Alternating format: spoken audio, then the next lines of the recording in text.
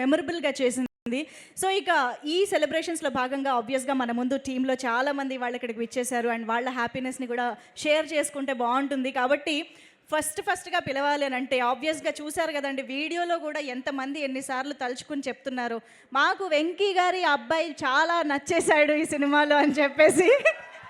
So కొన్ని సీన్స్లో వెంకీ గారిని కూడా డామినేట్ చేసేసాడు కూడా. So let's welcome Revanth on to the stage. రేవంత్కి చప్పట్లతో వెల్కమ్ చెప్పేద్దాము.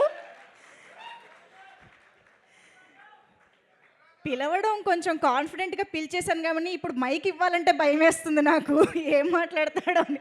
రేవంత్ కొరికేస్తావా? చెప్పు. కంగ్రాచులేషన్స్ రేవంత్. అందరికీ నమస్కారం.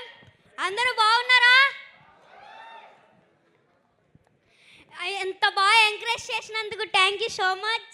మీరు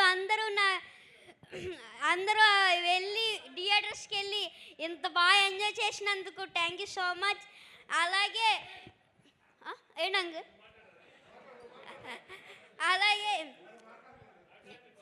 నాలాగా ఓటీటీ చూసి ఎవరు పాడవద్దు, ఎవరు అలా నాలాగా తిట్టద్దు.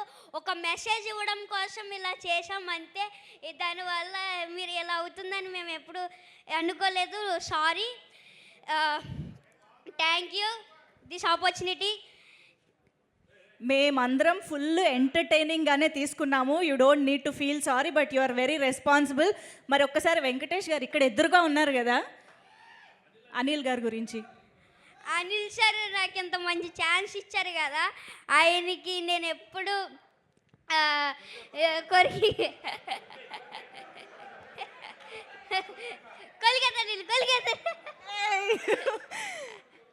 నాకు ఎంత మంచి ఛాన్స్ ఇచ్చారు అనిల్ సార్.